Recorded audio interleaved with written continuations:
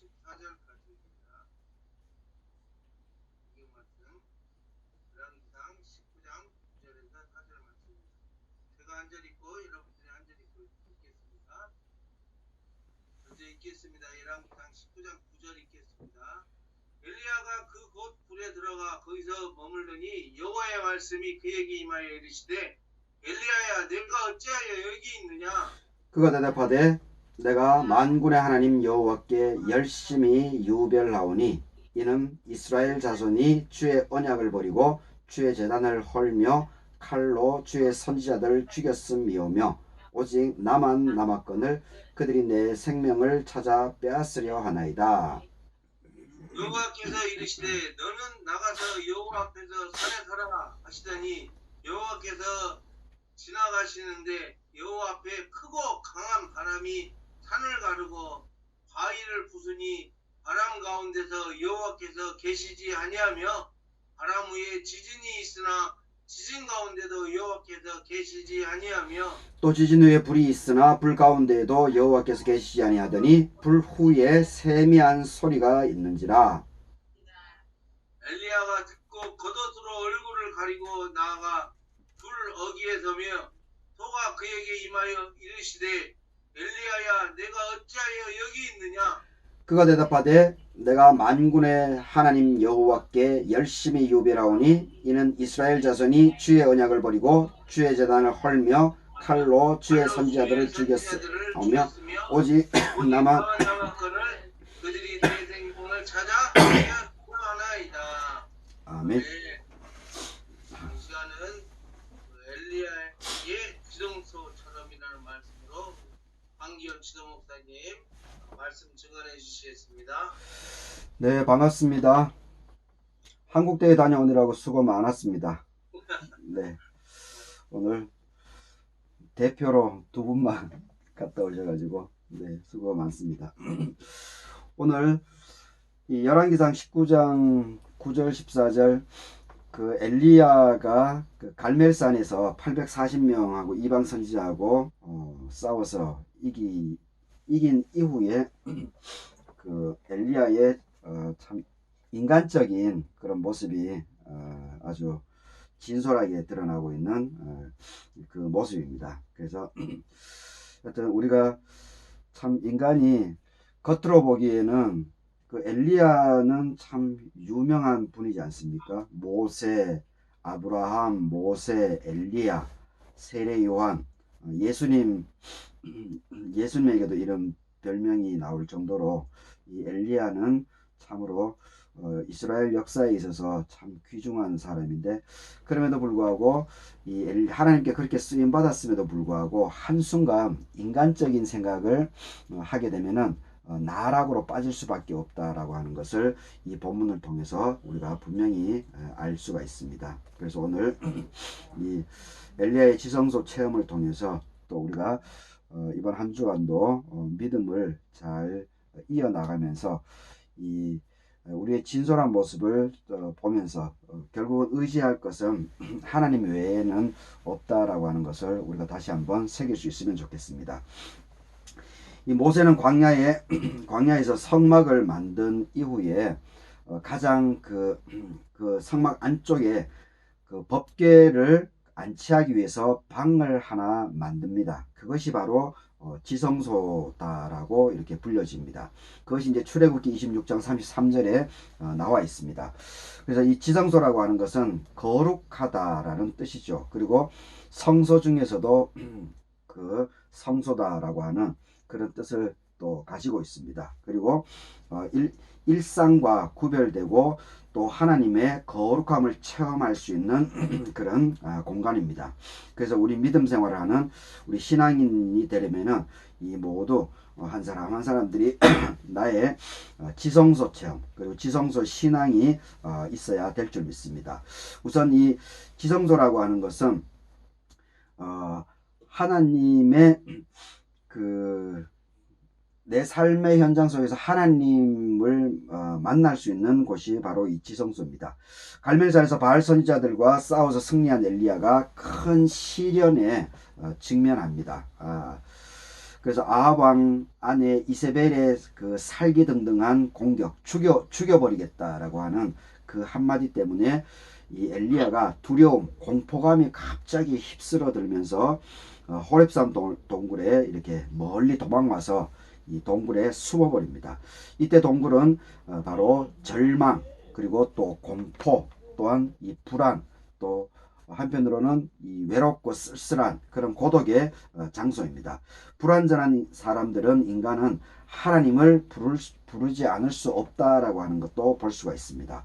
엘리야처럼 절망의 구렁텅이에서 살 길이 없기 때문에 오직 한 가닥 소망을 갖고 하나님을 만나는 곳이 바로 이 지성소다, 이렇게 볼 수가 있습니다.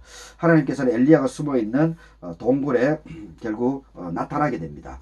엘리야는 감히 여기 나타나는 것을 보게 되면은 이제 세 번 강한 바람이 일고, 그리고 지진이 있고, 그리고 불이 있었지만은 그 가운데서도 하나님이 나타나지 않고 그 이후에 하나님의 나타나는 것을 보게 됩니다. 그런데 이제 13절을 보게 되면은 엘리야가 이 하나님이 세미한 음성이 들리게 되니까 이 겉옷으로 얼굴을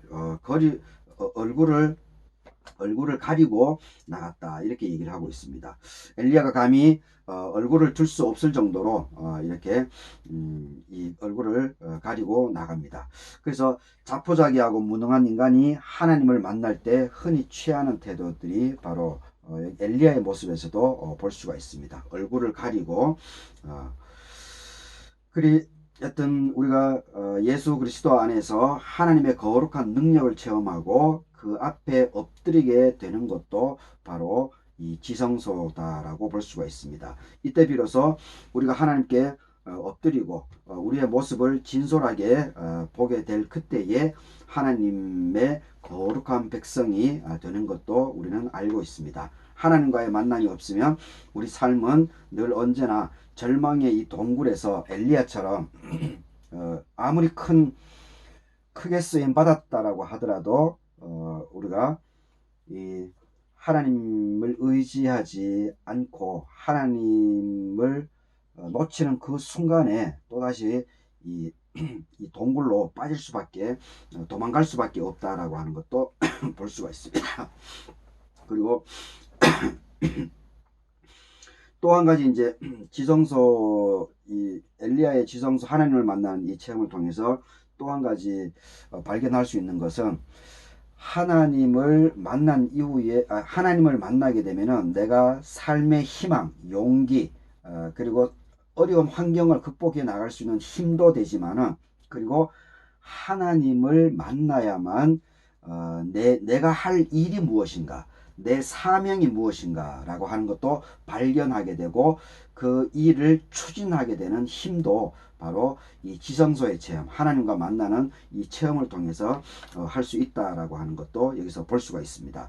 호렙산 동굴에 나타나신 하나님께서 엘리야로 하여금 거룩한 체험을 하게 한 다음에, 오늘 읽지는 않았지만은 곧바로 15, 16절을 보게 되면은 하나님께서 해야 할 일, 엘리야가 해야 할 일, 자기 혼자 남았다라고 생각하지만은 하나님께서 결코 엘리야만 남겨둔 것이 아니고 7,000명의 사람들을 남겨놓았을 뿐만이 아니고, 결국은 엘리사를 통해서 하나님의 역사를 이어나가게 해나가는 그런 하나님의 엘리야가 해야 될 일을 또 이렇게 15, 16절에서 제시하게 됩니다. 하사엘에게 기름을 부어서 아람 왕이 되게 하라라고 하는 이 임무, 해야 할 일을 맡깁니다. 사명에 우리가 해야 할 일, 이것을 발견하지 못한다면 또 참된 신앙적 체험이 아니다라고 볼 수가 있습니다. 하여튼 하나님께서 호렙산 기슭에서 모세로 하여금 거룩한 체험을 하게 한 것도 우리는 이 출애굽을 통해서 볼 수가 있습니다. 그때 하나님께서는 모세에게 너의 선 곳이 거룩한 땅이니 너의 발에서 신을 벗으라. 그 다음에 모세에게 하신 말씀이 뭐냐 하면은, 이제 내가 너를 바로에게 보내어 너로 내 백성 이스라엘 자손을 애굽에서 인도하여 내게 할 것이다 라고, 이렇게 하나님을 만난 이후에 또 하나님께서는 해야 할 일, 사명을 또 이렇게 주는 것을 보게 됩니다. 그래서 우리 한국교회가 우리 사회가 지금 하나님부터 부여받은 사명을 점점 잃어가고 있는 것 같아서 참 안타까운 그런 시절입니다. 지성소를 잃어버렸을 때와 같은 이러한 증상들이 많이 보이고 있습니다. 하여튼 이 독일의 신학자 중에 이 루돌프 오토라고 하는 사람이 있는데, 이 루돌프 오토가 이 누미노제라는 표현을 사용했습니다. 이 누미노제, 지금 제가 요즘 이제 그 엘리야드의 종교 형태론 그 책을 보고 있는데, 여기도 이제 이 누미노제라고 하는 개념을 사용하고 있는 것을 보게 됩니다.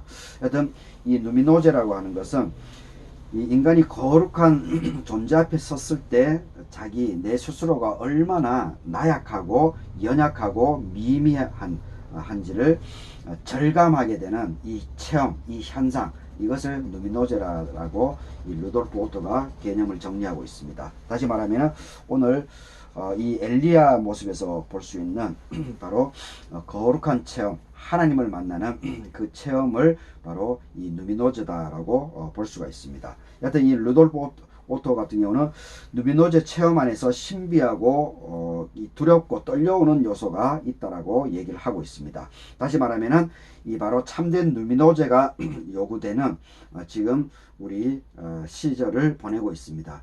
여튼 교회를 다니는 사람들은 많고 예수 그리스도를 고백하는 사람들은 많이 있지만은, 그런데 이 사도 바울과 같이 정말로 엘리야와 같이 깊이 있는 하나님의 체험, 그래서 하나님의 말씀대로 정말 자기 일을 잘 감당하는 그런 사람들은 좀 많이 부족하지 않는가, 그런 생각도 한번 해보게 됩니다.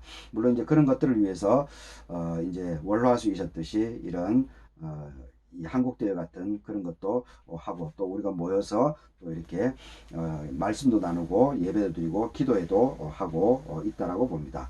하여튼 이런 새로운 우리 스스로 하나님의 깊은 이런 체험들, 그러면서 자기 자신을 돌아보고 온전히 나를 하나님께 맡겨드리고, 그리고 또한 하나님께서 주신 내 삶의 영역, 내가 할 일, 여기에 집중해서 내 삶의 현장들을 잘 일구어 나가게 되면 더욱더 우리 사회가 더욱더 밝아지지 않을까, 그런 생각도 해보게 됩니다. 하여튼 이번 남은 한 주간 삶들 속에서도 엘리야의 그 하나님 체험과 같은 이런 누미노제 경험들이 우리의 일상의 삶이 될 수 있으면 참 감사하겠습니다. 다 같이 기도하도록 하겠습니다. 엘리야가 듣고 겉옷으로 얼굴을 가리고 나아가 굴 어귀에서 섬에 소리가 그에게 임하여 이르시되, 엘리야야 너가 어찌하여 여기 있느냐. 아버지 하나님, 오늘 열왕기상 19장 9절 14절 엘리야의 참 인간적인 모습, 그리고 큰 쓰임을 받았음에도 불구하고 한순간에 이 인간적인 생각에 접어들게 되면 한순간에 동굴로 숨을 수밖에 없는 나약한 우리 삶의 인간들의 진솔한 진면목도 보게 됩니다. 그럼에도 불구하고 더욱더 하나님께 더욱더 나아가게 되면 그 모든 상황도 능히 헤쳐나아갈 수 있음을 다시 확인하게 됩니다. 아버지 하나님께서 우리 모든 삶 속에 더욱더 이 하나님의 체험, 이 누미노제의 경험들이 더욱더 깊어져 나갈 수 있도록 도와주시고, 바로 하나님 일상의 하나님의 경험을 통해서 하루하루의 삶들을 더욱더 회복시켜 나가고 하나님께 영광이 되는, 사람들에게 존귀함을 받는 우리 모든 CBMC 회원들이 다 될 수 있도록 함께 하여 주시옵기를 간구드립니다. 지금은 우리 주 예수 그리스도의 은혜와 하나님의 사랑하심과 성령님의 위로와 교통하심이 늘 하나님을 앙모하며 하나님을 사랑하며 의지하며 인간적인 나약한 우리의 진 모습을 보면서 이것을 극복해 나가기를 결심하는 모든 CBMC 회원들 머리 위에 지금부터 영원까지 함께해 주시옵기를 축원하옵나이다. 아멘. 예, 감사합니다, 하님.